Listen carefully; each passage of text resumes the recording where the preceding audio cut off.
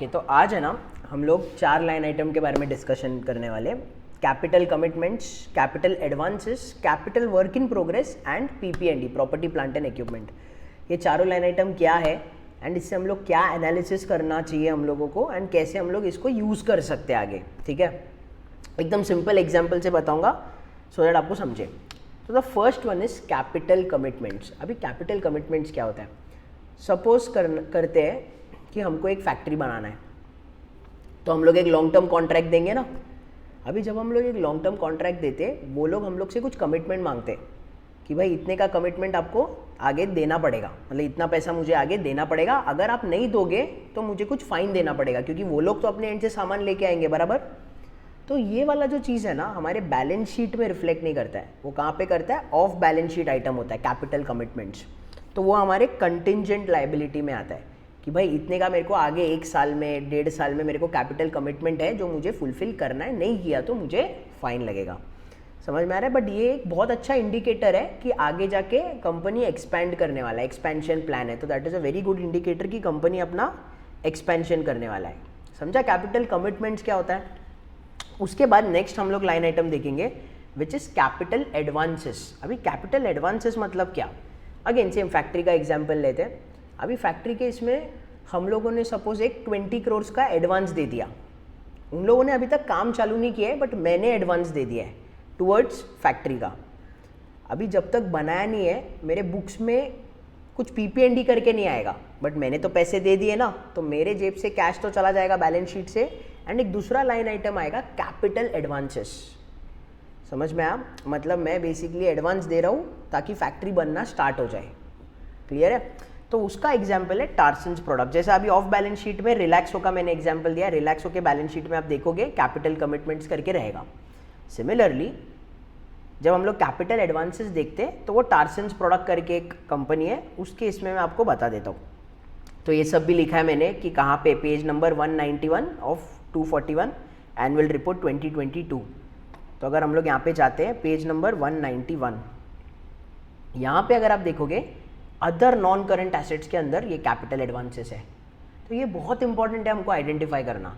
ठीक है, बहुत बार लोग छोड़ देते कैपिटल एडवांसेस, बट वो बहुत गलत चीज़ है। समझा? कैपिटल एडवांसेस भी क्या इंडिकेट करता है कि आगे जाके प्रॉपर्टी प्लांट एंड इक्विपमेंट बनने वाला है, यानी कि वो भी एक क्लियर इंडिकेटर है कि हम लोग को एक्सपेंशन होने वाला है आगे जाके। समझ में आया? तो वो ही मैंने यहाँ पे लिखा हुआ है, प्लान्स ऑफ एक्सपेंशन समझ में आता है। उसके बाद थर्ड जो होता है वो होता है कैपिटल वर्क इन प्रोग्रेस। यहाँ पे क्या है? अगेन 2 साल का फैक्ट्री, 2 साल लगेगा फैक्ट्री बनाने के लिए, 1 साल हो गया है काम चालू होके, यानी कि फैक्ट्री बन रहा है ना, उधर से अभी तक सेल्स नहीं हो रहा है बट इवेंचुअली आगे जाके सेल होगा। तो क्योंकि अभी वो फैक्ट्री बन रहा है वो किधर आएगा? Capital work in progress. समझ में आया? ये एग्जाम्पल कहाँ पे हम लोग देख सकते हैं? ये टार्सन्स में अगर देखना है पेज 169 पे कंसोलिडेटेड बैलेंस शीट में यहाँ पे दिखेगा capital work in progress 322 million. 322 million मतलब 32 करोड़। समझ में आया? एक बार पूरा फैक्ट्री बनने के बाद उधर से सेल होना चालू हो जाएगा, वहाँ से कहाँ पे आएगा? Property plant and equipment. वो यहाँ पे अगर देखोगे प्रॉपर्टी प्लांट एंड इक्विपमेंट और नीचे राइट ऑफ यूज एसेट है। राइट ऑफ यूज एसेट मतलब लॉन्ग टर्म लीजेस, ये दोनों हम ऐड करते हैं पीपीएनडी में। तो वो दोनों ऐड करेंगे तो कितना आता है? 188 करोड़, मतलब 1881 मिलियन है विच इज़ 188 करोड़। अभी बहुत बार लोग सिर्फ ये दोनों लेते हैं, बट हमको कौन सा लेना है? कैपिटल एडवांसेस भी देखना है एंड हम लोगों को कैपिटल कमिटमेंट्स भी देखना है। Capital commitments of balance sheet है, कैपिटल एडवांसेस इसमें आएगा, नॉन करंट एसेट्स में आएगा। ये दोनों हम लोग का डायरेक्ट बैलेंस शीट में रिफ्लेक्ट होएगा। ये भी बैलेंस शीट में आएगा बट किस में आएगा? नॉन करंट एसेट, ये अपना ऑफ बैलेंस शीट है। बट ये चारों भी इक्वली इंपॉर्टेंट है। अभी टार्सन्स के केस में ले लो, अभी देखो ऑब्वियसली आपको कंपनी एनालिसिस करना पड़ेगा, बहुत सारा चीज़ है, इट इज़ गिवन। बट अगर मैं ऐसी रफ कैलकुलेशन करूँ ना, ऊपर से एकदम ऊपर से अगर मेरे को देखने का है तो मैं ना इसके थ्रू भी कर सकता हूँ।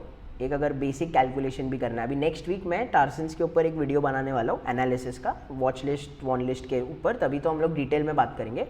बट अभी अगर बेसिक भी अगर मैं देखूँ, so capital work in progress 322 है मिलियन एंड ये 1881, तो ये दोनों को ऐड करूँ तो 220 करोड़ बनता है बराबर।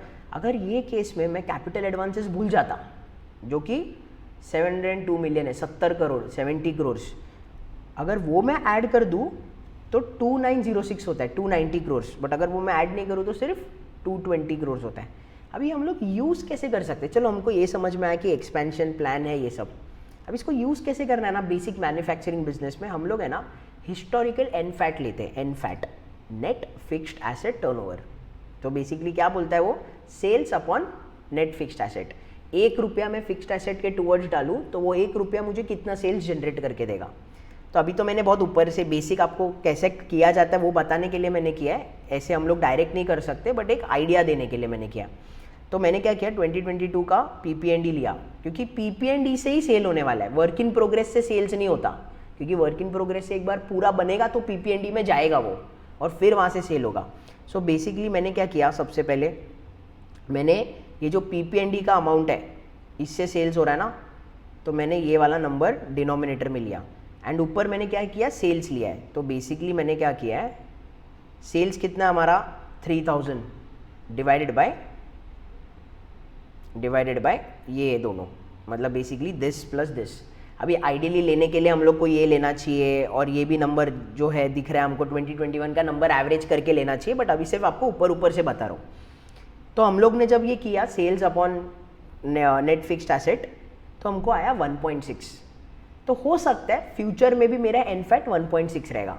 अभी ऑब्वियसली ये मेरे को रिसर्च करना पड़ेगा, कंपनी का पास्ट देखना पड़ेगा, कंपनी फ्यूचर में क्या करने वाला है, कंपनी के कॉन कॉल्स में क्या बोला गया है, वो सब देख के ही हम लोग एनफैट डिसाइड करते हैं।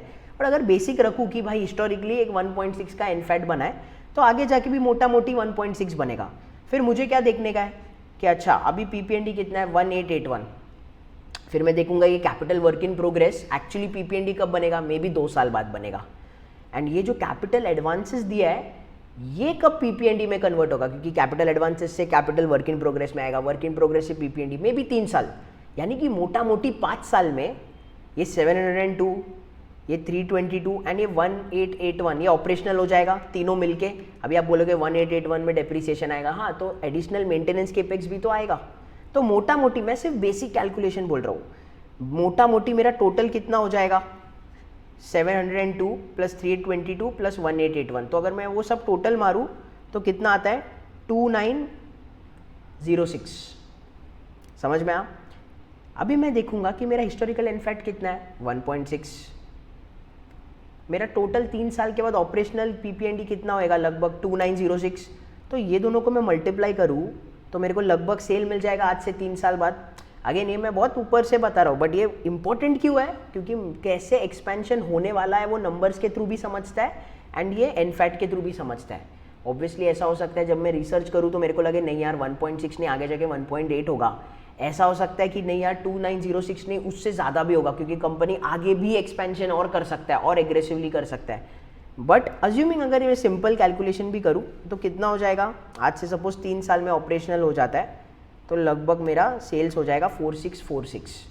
तो हम लोग देखेंगे अरे अभी कितना सेल है, अभी सेल 3000 है, ओके।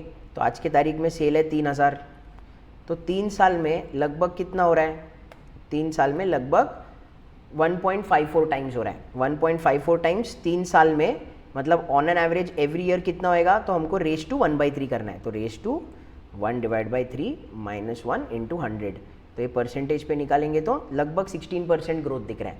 ऑब्वियसली ये बहुत back of the envelope calculation है, बट हम लोग ये कैसे यूज़ करते हैं ये capital commitments, capital advances, WIP and PPND, वो मैं बता रहा हूँ। क्लियर है? अगेन इसमें अजम्पशन मैं वापस ये 3rd टाइम बोल रहा हूँ कि ये हम लोग ऐसे डायरेक्टली ले नहीं सकते, हमको रिसर्च करना पड़ेगा एंड ये भी नंबर ऐसे डायरेक्टली नहीं ले सकते, क्योंकि हो सकता है कंपनी आगे जाके और ज़्यादा एक्सपेंशन करे। बट हैविंग सेड दैट हम लोग ये ऐसे करके निकाल सकते हैं एक लगभग कैलकुलेशन। समझ में आया? डन।